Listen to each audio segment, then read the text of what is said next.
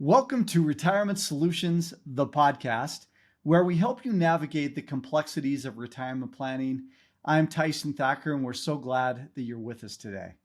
And I'm Ryan Thacker. Man, Tyson, we have a great show for you today. We're going to be talking about this question. And as you're listening to this, answer this question for yourself.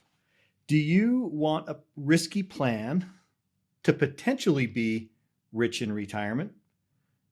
Or do you want a plan that absolutely, positively makes sure you're not poor in retirement? Which one do you want?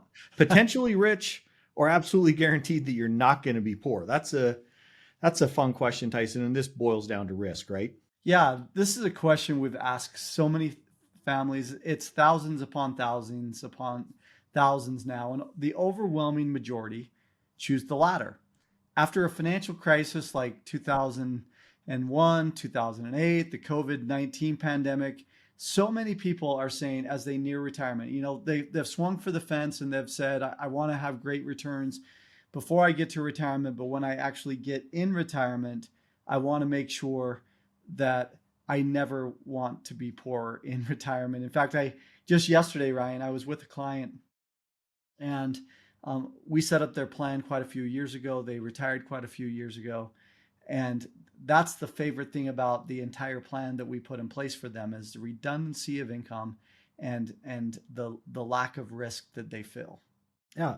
Tyson, if we get in the time machine, we often like to get in this podcast, we like to tell stories and just kind of go back into, our past and kind of the lessons that we learned. We call this the unfair advantage for you because you can listen to our stories and you can pick up on this. Today's show really boils down to risk. And I think we've just been nerds, Tyson. We've been geeks on this personal financial Yep. planning side. We both, in business school, we were just drawn to the personal financial planning side. And, so you read traditional advice and, it says like, max out your 401k, have 6 months worth of living expenses, and then make sure that you pay off all of your personal debt. That's all good advice, from a basic standpoint, but it's by no means the full picture. So Tyson, we're doing this. We graduate from college. We're both working together. We're having fun. Our company has a respectable 6% match going into the 401k. And so, Oh, good, right? yeah, we're doing what the traditional advice says. And Tyson, what happened as we progressed in our careers? We helped scale 2 mortgage companies. We were doing a lot of investing in real estate. And what we ended up finding is that following that traditional advice ended up having us feel a little bit out of control. Every time we contributed to our 401k, as an example, the money felt locked up and that we never had access to it again. In fact, we were just talking to our CPA the other day, Ryan, and he was asking us what, with some other investments, even now, years and years later, and he said, what do you guys really want out of it? And we said, we want control, we want access, we want options, right? And that's what a 401k didn't allow us to have access to. Well, and if you go back in that, what we realized is we were making these contributions. We couldn't touch this money until 59 and a half. Yeah. And we were like, okay, wait a second. If taxes are going to most likely continue to go up over time, and we saw this so early, we asked ourselves the question, is the tax break today good? I make my contribution, and we'll talk a little bit more about the tax buckets here in a second. But if we're putting this money in, we can't access it till we're 59 and a half. It goes in 100% tax free into our 401k right now. That's good. It grows tax deferred. We'll talk about tax deferment here in a second. Right. But then when we get to retirement, supposedly we're supposed to be in a lower tax bracket, but we're not going to be. I mean, that's one of the greatest myths that there are, is that you're going to be in a lower tax bracket when you retire. And so we started asking ourselves, is this going to help us? This 401k plan going to help us build long-term wealth? Or is it going to be a handcuff? In other words, we started to see some cracks in the foundation, right, Tyson? We did. And not only did we think, okay, we're losing control of this, but it felt like that we weren't gaining as much as we wanted to, that 401k balance wasn't increasing unless we started putting the money in every single month. And it was increasing just by us putting that money aside plus the 6% match, which the 6% match was great. Yep. But those cracks in the foundation were big in us reevaluating, okay, how do we do this? What does this look like? And it really leads to what we want to talk, which is debunking financial myths today. There's a few financial myths that are really important for us to talk about in today's show. The first one is what people see all the time. You see all these calculators on the web, or you read an article on CNN Money or whatever it is, and they say, if you could just have X number of dollars, it used to be $1 million. Now it's higher than that. But if you could just have this magic number in retirement, then you're going to be okay. But what they don't talk about there is generating reliable income. It's all about this magic number and not about how you actually use that money, right? Well, think about this for a second. How much money did your 401k send you last month? Right. Like a check that you could spend. Let me think about that for a second. For most Americans, it was zero.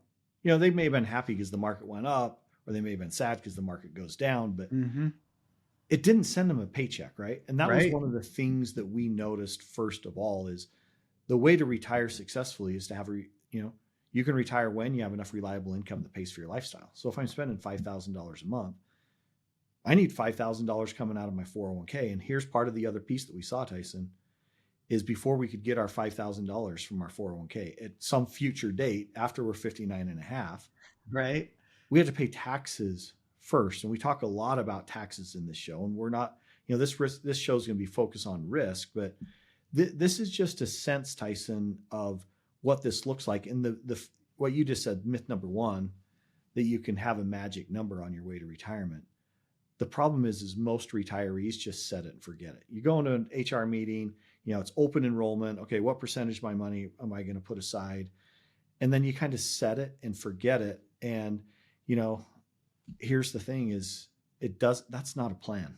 That's just hope that this is going to work. You're just planning on this long-term compounding. I'm going to set it and forget it. But, Tyson, this really comes down to what is the rate of return that you're getting? And that leads us to myth number two.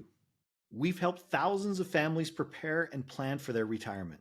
And we can confidently say this from experience. It doesn't really matter how much you've saved for retirement. It's what you do with this money that really matters. If you've saved $1 million for retirement, for example, a comprehensive plan for your retirement could make 1 million act like 2 million, but it could also go the opposite direction. If you don't have a plan, you could have 2 million work like it was just 1 million. That's the kind of impact a comprehensive financial game plan could have on your retirement savings. Let's make sure you have the best retirement plan for your unique situation. It all starts with a free customized B.O.S.S retirement blueprint. This process could help save tens of thousands, if not hundreds of thousands of dollars in taxes in retirement. Plus, you can discover the strategies for wringing every nickel out of your Social Security benefits and so much more. It's easy to get started with your free B.O.S.S retirement blueprint. Just check out the description for this episode where it says, get your free B.O.S.S retirement blueprint. You can text, call, or click on a link. That number to call is 800-769-7550. It's right here in the episode notes. A text, call, or click is all it takes to get started with your free B.O.S.S retirement blueprint. That number again is 800-769-7550. Yeah, myth number two, average rate of return. How many times have you heard that phrase over your lifetime? Average rate of return, that's supposed to directly, you're increasing your balance by that average rate of return for your entire career, and it gives you this false sense of security. In fact, at the time of our recording, the stock market and the S&P 500 have hit all-time highs so many times this year. And so you can just picture, as people are going to holiday parties, having this conversation around, do you know what my average rate of return is this year in my portfolio? It's 26%. Yes. And somebody else says, well, mine's even better. Mine's 27%. And somebody else says, Well, I invested in Bitcoin and my average rate of return has been 300% over and it's all just Yep. it lulls you into this false sense of security and you feel great about it, but it doesn't mean that that's actually what you're getting, right, Ryan? And in our book, we give a specific example about the myth of an average rate of return. What does that example look like? Well, of course, this is oversimplified, right? But I want to use this example just so you can think about this and why average rate of return doesn't matter. What really matters is what is the money in your account that you can use and spend and utilize for retirement. Well, average rate of return is tricky because of that. So let's say that you have $100,000 in your account, and we look at a 4-year time period. And in year number one, we're going to say it was really, really good. You got 100% return. So it went from 100,000 up to 200,000. Well, the next year, the fund manager goes on vacation. And so he has a negative 50% return. So your 200,000 becomes 100,000. Next year, the guy gets back from vacation, cranks it up. It doubles again. It's 100% return. And so now your account's back up to 200,000. Then what does he do? Goes on vacation again, right? So he loses 50%. Well, up 100, down 50, up 100, down 50. That sounds pretty good. In fact, if we do average rate of return over those 4 years, just on a simple average, that's a 25% rate of return on average.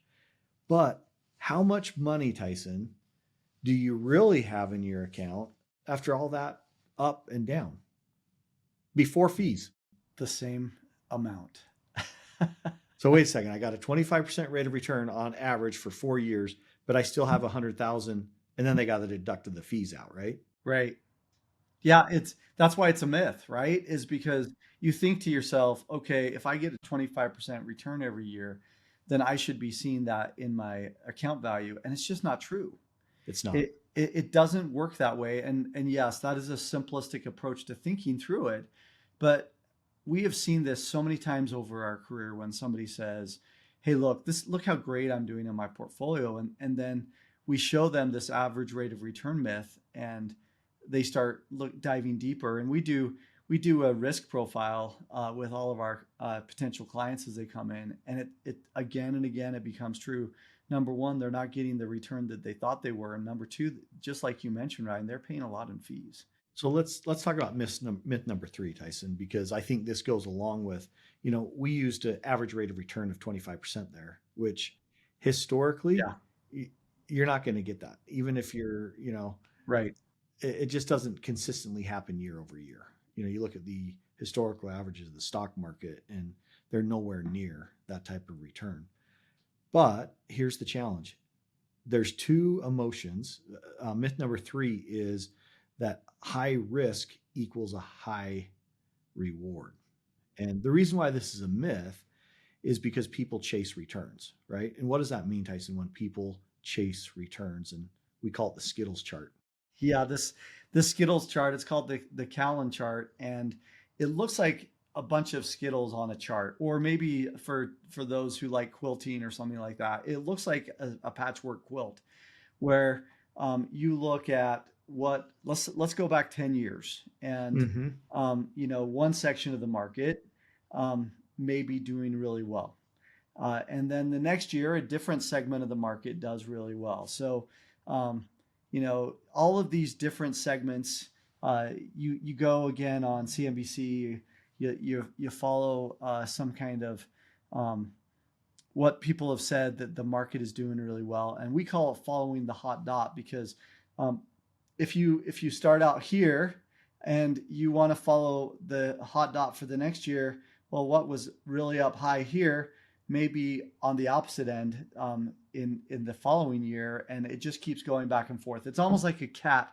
following a light. If you've ever used a pointer, a laser pointer, and had a cat try to catch that, the potential clients end up trying to follow that hot dot, that laser pointer, and it never works. In fact, it's the opposite of what we just talked about, the average rate of return, if you set it and forget it, that's one group of people wants to set it and forget it and hope that they get this average rate of return. The other group of people really says this. They say, if I can just follow the hot dot, then I'm going to be getting an outsized return every year. And all that ends up happening is chasing last year's top performer leads to disappointment. And instead of focusing on diversification like you should be doing, they focus on trying to get it all in one place. You know, the best example of this, I mentioned it a minute ago, is a lot of people look at Bitcoin and they read some article about somebody who bought Bitcoin at $2,000 for one coin. And now at the time of this recording, it's been fluctuating between $80,000 and almost $100,000 per Bitcoin. And somebody starts doing this calculation and says, man, if I just had 10 Bitcoin, think about how wealthy I'd be. Mm-hmm. And Yep. that's the hot dot for the last 6 months that people are excited about. Or again, the S&P 500 in the market, as an example, has been really hot this year. And, you think about NVIDIA, that has been really exciting the year before. And so following the hot dot just does not work. That high risk does not necessarily equal high reward because you're too late to the game. Well, and I think what we see is sometimes we'll have a 65-year-old that comes into our office and he's like, look, I'm behind. I need to catch up. Yeah. I'm making extra contributions to my 401k, but what's the place I can get the highest rate of return? Yes. And that goes completely against what our philosophy is at B.O.S. Retirement Solutions and Advisors, because of course we want you to have some returns that beat inflation. But our investment philosophy is we want your investments to be boring so that your retirement can be interesting, right? And what that means is most people, when they're trying to catch up, they're taking these high risk trades. You even see some people that want to become day traders, right? And they take these high risk to try to catch up, but really what they end up doing is they end up losing it. We call it making it in your business and losing it in someone else's business. Right. And it's not a good thing to do. In fact, slow and steady, when you look at risk, one thing you should consider is what are the areas that I can use planning and strategy. Let's say you have $1 million saved for retirement. You may be able to save $1 million in taxes over your lifetime by simply having a strategy of how you're going to withdraw your money from your IRAs and 401ks and combine that with your Social Security and combine that with your other withdrawal strategies. That's a whole lot easier to use strategy like that to make your money work harder than it is to try to pick the next hot dot. And that's really what we're talking about in that segment, is because the hot dot, oftentimes what was this year's winner becomes next year's loser as people take profits off the table, right? Absolutely. So let's bring all this together, Ryan. We've talked about some financial myths. There's a lot more that we could go into, but they all center around risk. Mm-hmm. And so the next natural question is this: how do we measure risk? What does that look like? And I'll start out with a simple example, and then I want to dive into Bob and Carol a little bit from our book. Recently I had some good friends come in. He's just over the age of 70. It's their second marriage, so she's younger. She's about 10 years younger than him, and originally they came to me and they said, "Hey, look, Tyson, we keep hearing from this financial advisor that we've been using that we're supposed to be getting great returns and generating great income, and we just have no idea." In this case, the husband, it had some medical issues, and she said, "I'm trying to do this myself, and I need to understand how this works." And I said, "Well, it's great because measuring risk is the very first thing. We need to see where you're at first. It's kind of like a doctor where you need to look and see what is going on before you prescribe as the next step. You need to diagnose before you prescribe." And so they came in, and in their case, we do a risk analysis, and she had no idea what that risk analysis was going to look like. They were paying over 2.5% in fees, as well as when the risk report came back, she was shocked. 0 is the least risky, 100 is the most risky. And he had been managing the portfolio and they were at a 79. A 79 Yep. out of 100. Way too much risk for what his age was. And so we helped him dial back the risk. And that's one example of thousands upon thousands. And as we talk about Bob and Carol, as Ryan starts sharing this story about Bob and Carol, we want you to think about this and the previous story that I just shared about what does your situation look like? And do you have any idea how much risk you're really taking in your portfolio? So Ryan, let's talk a little bit more about Bob and Carol. Well, Bob and Carol, this is from our book, The B.O.S.S Retirement Blueprint, Your Guide to a Secure and Independent Retirement. And, you know, Bob and Carol, when we asked them the question that we have to ask as a fiduciary, how much of your hard-earned money are you okay losing? Now, Bob and Carol, they've saved over $1 million. They've saved $1,074,000. And, you know, their answer to that was, we don't want to lose more than 10%. And I think oftentimes we hear, I don't want to lose a penny, right? I've worked really hard. Sure. But most people understand that if they're going to be in Wall Street, in the stock market, they are going to be subject to some type of market risk. But nobody, Tyson, nobody wants to lose 50% of their portfolio, like happened in 2001, like happened in 2008 for many people, like almost happened when COVID started, right? And we're in this time period where we're just used to the market's going one direction, it's going up. There will be a time when the market goes down 30, 40, maybe even 50% or more. And so this question of measuring risk is important. So Bob and Carol in the book, they've saved $1,074,000. We have what we call the B.O.S.S Retirement Risk Report. This is an awesome tool that allows you to measure your risk. So with Bob and Carol, we took their portfolios, their IRAs and their 401ks, and we measured how much risk are they having. Just like what you mentioned, Tyson, the family that you met with, their risk score was a 79. What does that mean? It means you've got a lot of risk there. Well, for Bob and Carol, when we measured that, what we discovered was if there was a major market crash, they were okay losing 10%. But if there was a major market crash, they were going to lose over 32%. Now, just take $1 million minus out 32%.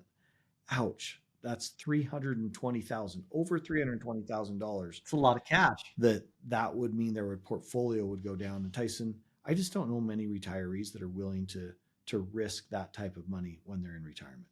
Well, especially as they get into retirement and they start drawing down that portfolio, and let's say that they continue to lose that kind of money.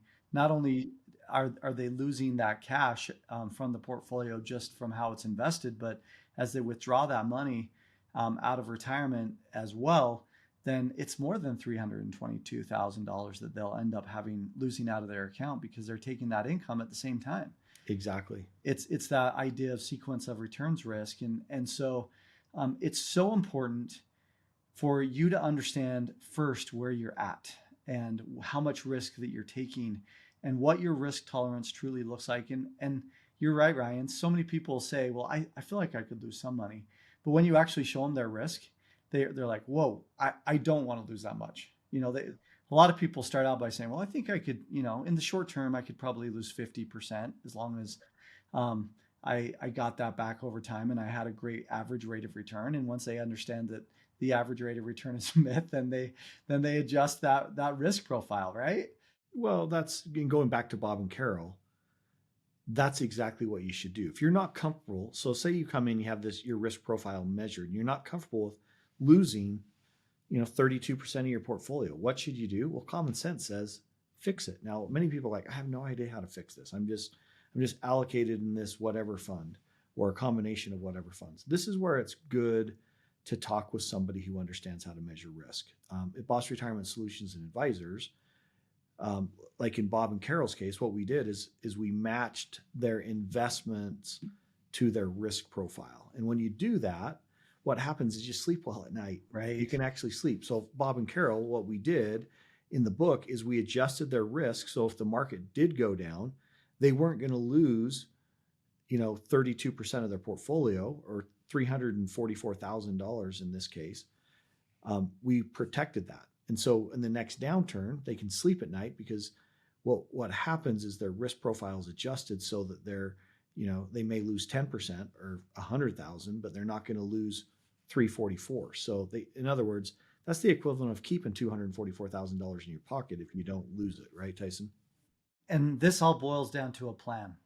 One of the great things about the B.O.S. Retirement Blueprint, which, by the way, B.O.S. stands for Build the Optimal System of Security. Together, we can build that for you. But here's the key. We've done this thousands upon thousands of times. And so we know what to look out for. And you don't have to go this alone. This is something that you have the opportunity to use our experience, that unfair advantage that you talked about at the open, Ryan, that we have to help you to take all of these pieces that we've helped so many families, thousands upon thousands, and really build a plan that's going to be rock solid, that's going to help you to really feel comfortable in retirement and bypass all of those financial myths so that you don't have to buy into any of those and really make a difference in your retirement life, both now and all through retirement, which is really fun for us to do. Well, this has been a fun show. And think about that question that we started with. Do you want to potentially be rich in retirement, or do you want to make sure that you're never going to be poor in retirement? This boils down to risk. Thanks so much for joining us today. And we look forward to seeing you next time. Have a great week. And remember this, retiring successfully, it doesn't happen by accident. It starts by having a plan. And that plan is the B.O.S. Retirement Blueprint. Have a great week, everyone. Thanks for listening to the Retirement Solutions Podcast with Tyson Thacker and Ryan Thacker.